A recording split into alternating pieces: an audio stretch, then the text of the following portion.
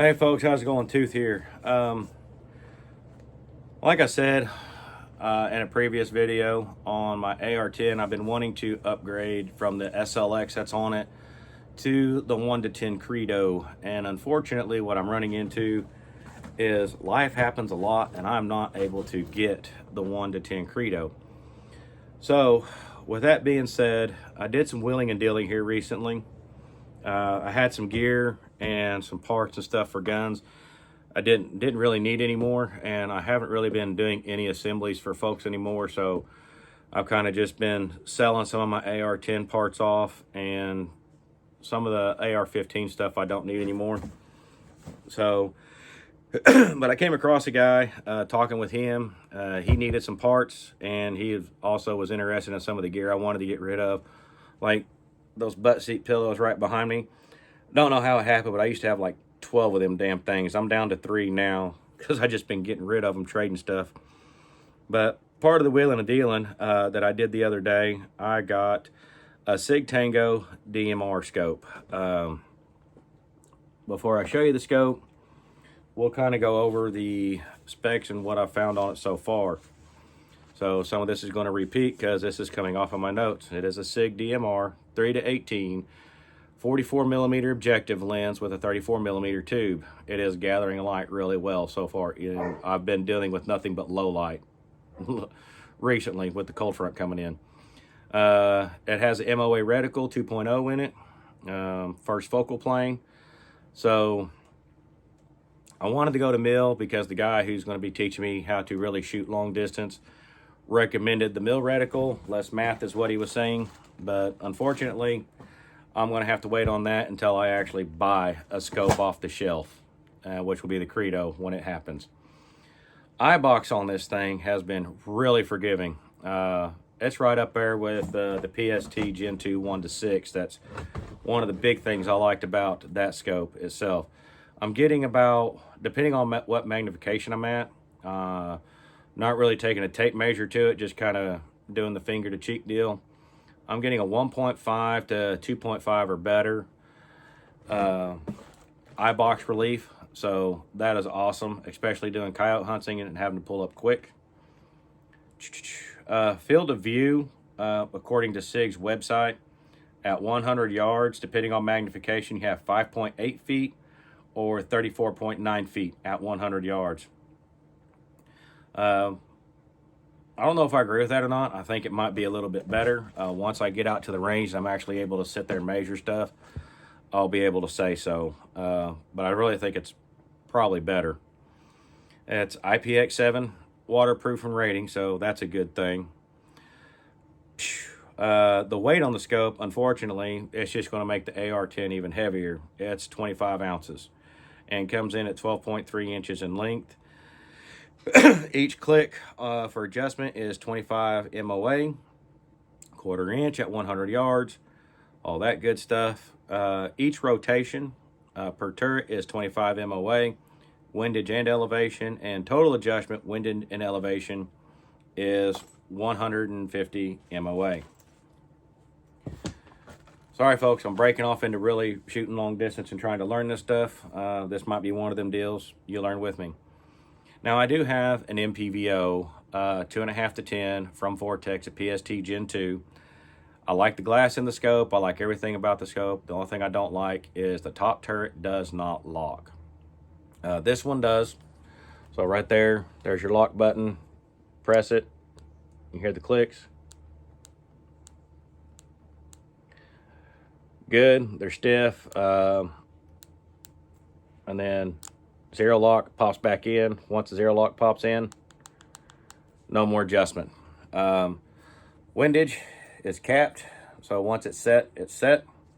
There does have a illuminated reticle in it. Easy to work. Have to pull out on it, rotate it to the setting you want. There's an off in between each setting, and then push it in and lock it, which to me is a good thing. I have had some lower end scopes that didn't lock. I have had the elevation just turn off or turn on and run batteries down. The parallax adjustment on here, it's pretty good and stiff, so once it's set, it's set. Excuse me. I don't see that adjusting on you. Magnification ring, it did come with the throw lever. With the throw lever on there, pretty easy to move. It is smooth, it's not gritty. I'm not feeling anything in there. Looking at distance, just playing with it, the glass is pretty decent with it. Can't complain about it, be honest with you. I know a lot of people talk about on these scopes, spend this much money, whatever, and all of that crap to get better glass. I'm going to be 100% honest with you. There's a lot of scopes I've picked up from the $300 to $2,000 without taking them to the range and really sitting behind them and spending a whole lot of time behind them. I'm not really noticing, except on a couple of them, I am noticing a difference. The SIG Tango, there's a $300 to $400 one, and there's a $500 to $600 one. The blue hue and the tinting that's in those SIG Tango scopes, I noticed the more money you pay, the better the coating is, and the less hard pressed, I guess is the right way to say it. The higher end is the blue hue's not as strong, and it's able to pick up. It is crisper on those two type of scopes. The only reason I'm saying that is because I know those are two scopes that I've played with that people have. I have one myself. I have the $500 to $600 one, and I compared it to the $300 one, and there is a difference in glass on those two. In the process of doing the shopping, of looking to replace the SLX on this AR-10, I looked at it ATACR for around $1,500. This scope is $1,000 retail. I can't really tell you a whole lot of difference. Picking them up, looking around in the stores, or this one picking it up, looking around in here, or getting at the guy's place when I was doing the wheeling and dealing to get it. I can't tell you a whole lot of difference in the glass. So that's a plus, and that's $500 price difference right there. I did look at a Mark V Leopold, 2.5 to 10, and I was getting ready to go ahead and purchase it right there because I thought the guy said it was $1,200, and he's like, oh, I'm sorry, it's $1,900, so I had to walk away from that one. So that was that. One thing I do like about the reticle on this that a lot of other scopes, especially with this being first focal plane, and I'm starting to see this be a big deal with a lot of them. In the past, with a lot of first focal planes, your reticle would just basically be a dot at one magnification. What I'm starting to notice a lot of scope companies do, this one does it too. They have this one has basically a T-shaped setup to bring your eye to the center of the scope at three times magnification.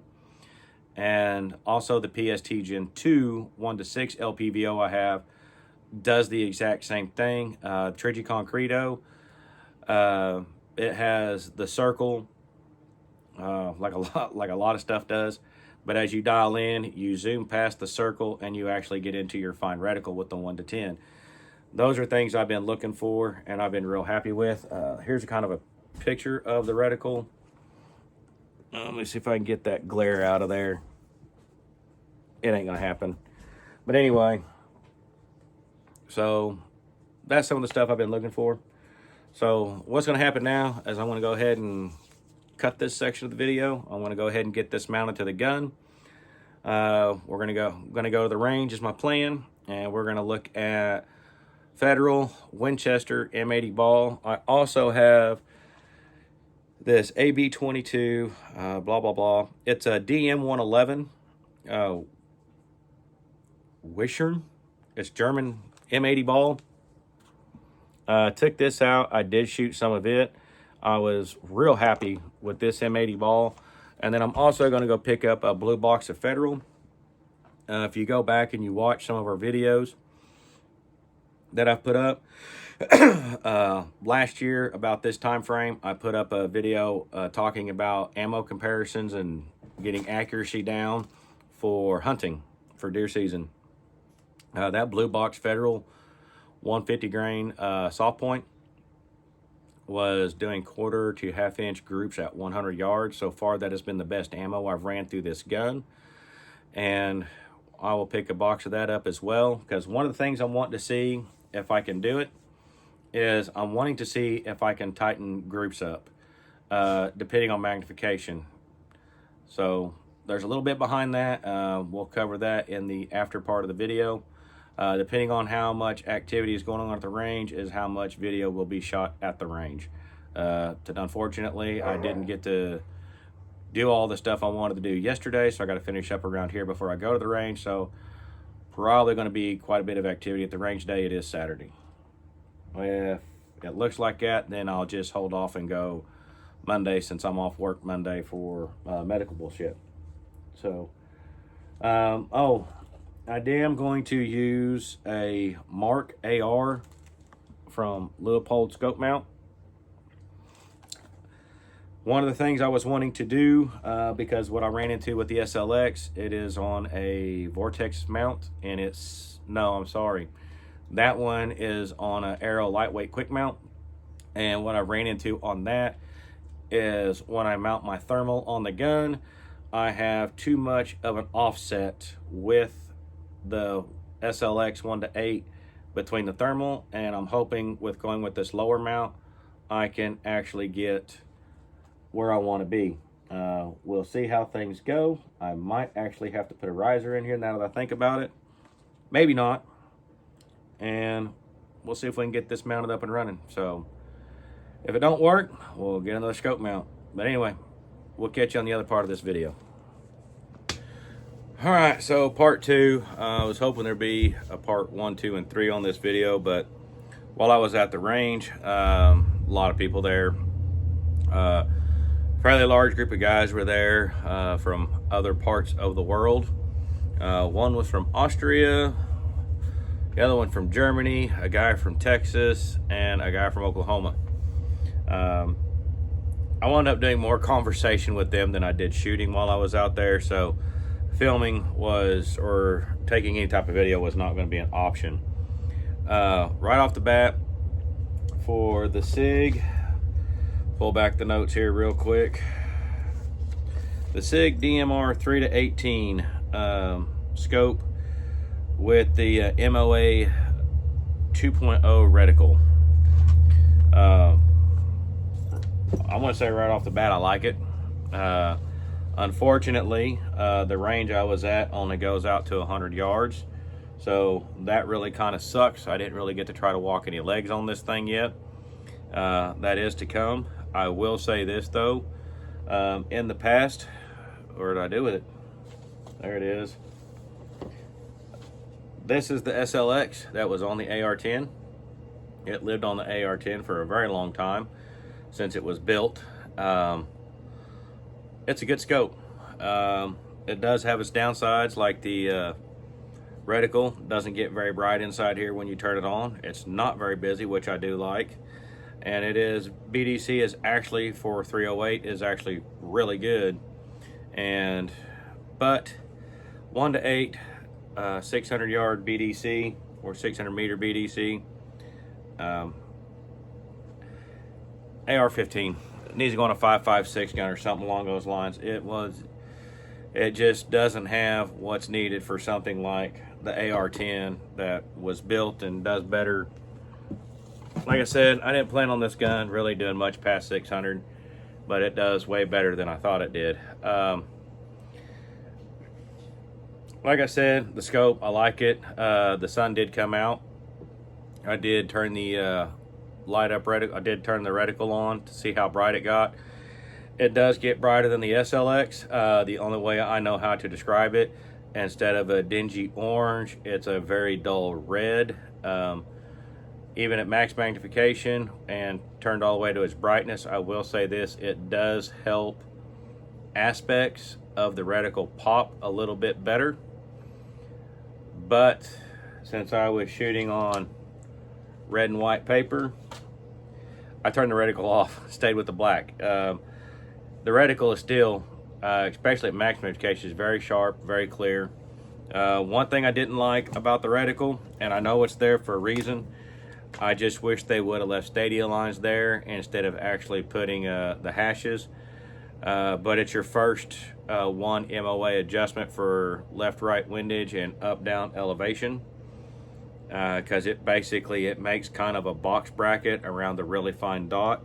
As far as dot reticles go, this has to be one of the better dot reticles I've used.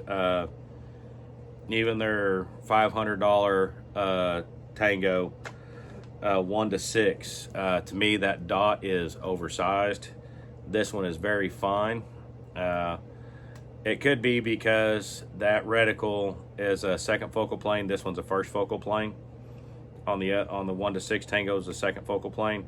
But it does, when I'm shooting at targets, it really does kind of screw with me when I'm really trying to dial in and perform shots, because at 100 yards, that dot fills this whole diamond up for the most part. I can barely see the outer corners of it. So, but this one, even at 18 magnification, did not do that. It was still a very fine aiming point, and I was very happy with that. It's just the bracketing, I think could use a little more work personally. The glass on it, very clear. I liked it. Definitely can tell the difference between $500 and well, the $500 SLX. I can definitely tell the difference on it.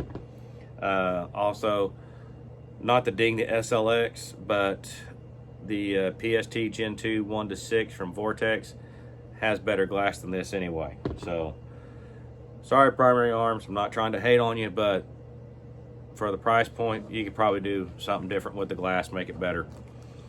So, but yeah, there it is. It's mounted. It's good to go. It's zeroed. Zero stop. I did zero it. I gave it about a full turn. Then after I wrenched it back, hit the zero stop, it went right back to zero as far as elevation. So that is a huge plus for the type of shooting I want to do with this type of gun. Another learning point I had, today, a must-have, a wrap. The other must-have, me learning how to put this wrap on properly, because I had to do it twice out there, and I need to do it again, but the wrap keeps walking forward. And what happens when that goes on is it does mess with the shooting ability with a decent amount of magnification.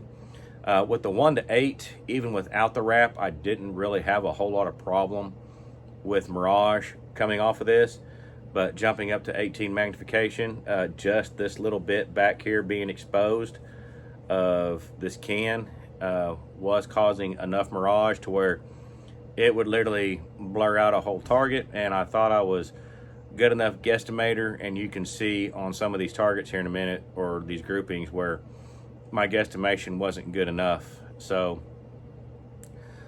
and then on top of that, this is a flow-through can. This is an OSS flow-through can, so they do get hotter on the outside faster and do Mirage out faster than a standard double-walled baffle can. So let's start with target 1. Top left, we were shooting Federal Blue Box 180 grain soft point. I thought it came out really good. This was the first grouping we shot. So I've got one up here, a flyer. I'm going to blame that on me, and then 2, 3, 4, and 5. So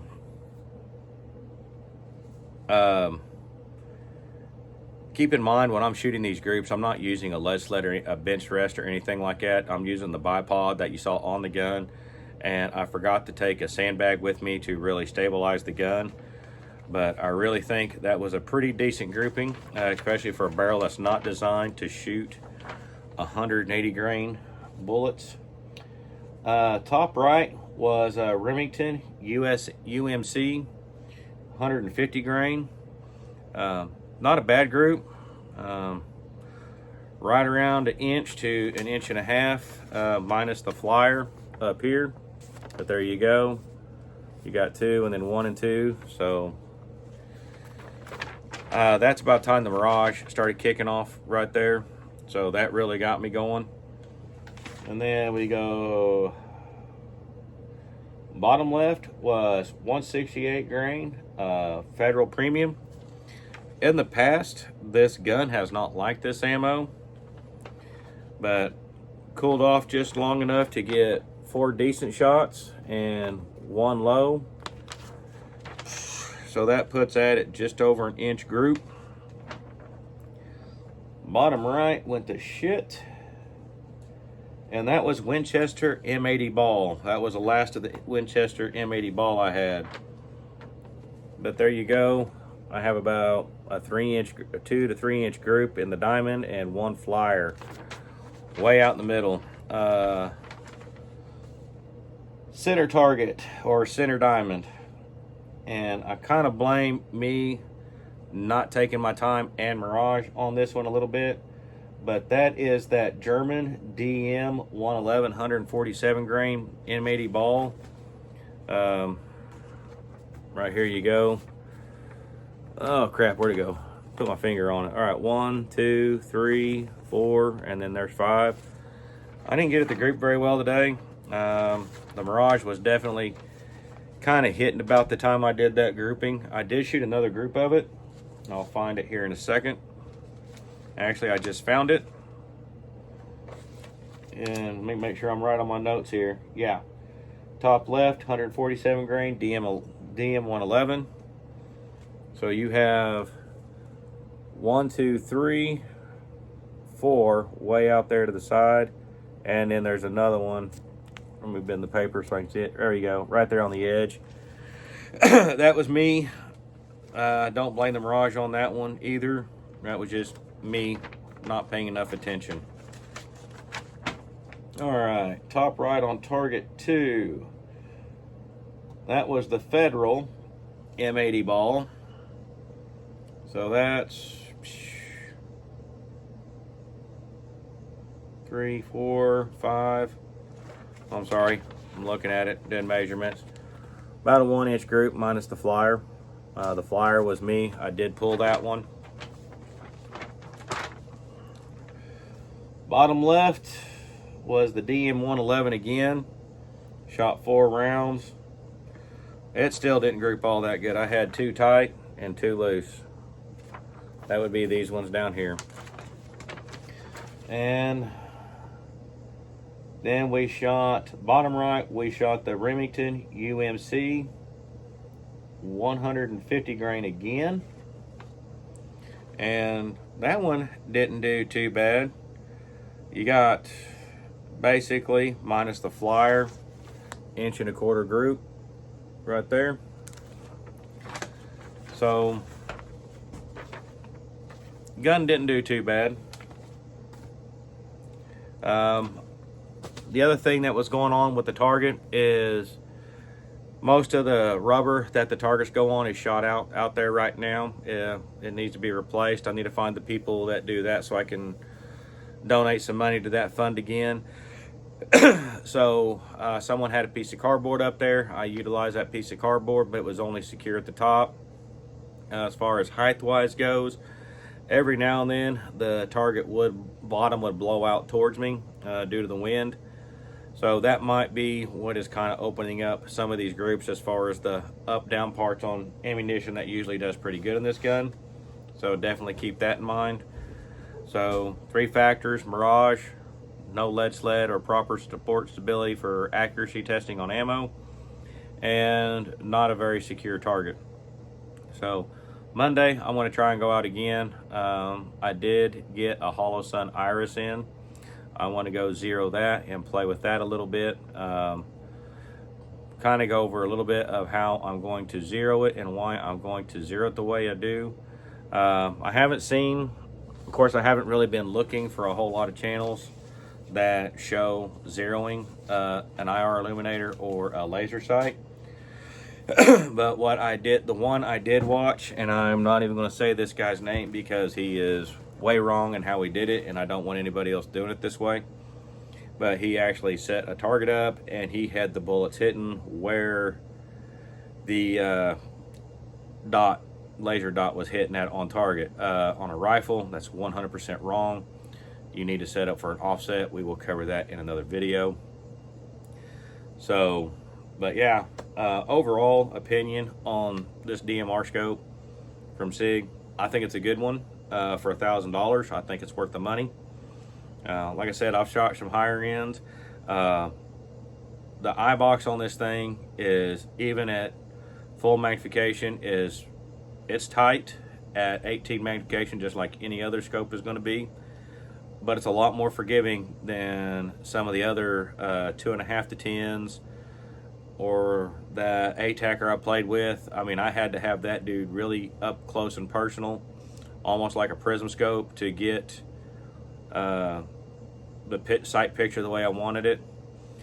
The only other thing I see making this situation better is if I change the stock on the rifle to get my head height right. Just I'm not getting where I'm comfortable at, because I could probably change out the scope mount, get it down a little bit lower. I might do that too. I don't know. We'll see which one's cheaper. But I really think this is going to be a good scope for this gun. I think I'm going to have a lot of luck with it. Oh, one thing I did notice out at the range that I didn't catch before, right here on your dial for your magnification, if I can get the gun turned right, there's two little green hashes. In case you take this lever off, which I'm probably going to go ahead and do. Not really a big fan of these throw levers, to be 100% honest with you. So, I mean, the SLX, I don't need it. As far as the throw on the magnification goes, they're about the same. So, and also, those little green hashes, they let you see what magnification you're on relatively quickly, so you don't have to come too far up off the scope to see what's going on. And once you memorize where everything's at. So that's where I'm at. That's what I got. Like I said, I'll go out and try to shoot you some more groups, get the target set up better, grab my little sandbag that's sitting back behind that ammo can up there, and we'll get her 100% stable and get some serious shots down, and I will get the Mirage taken care of with this wrap. So I'm out. I'm gonna go do something else. Probably go mow the yard and drink a beer. Later.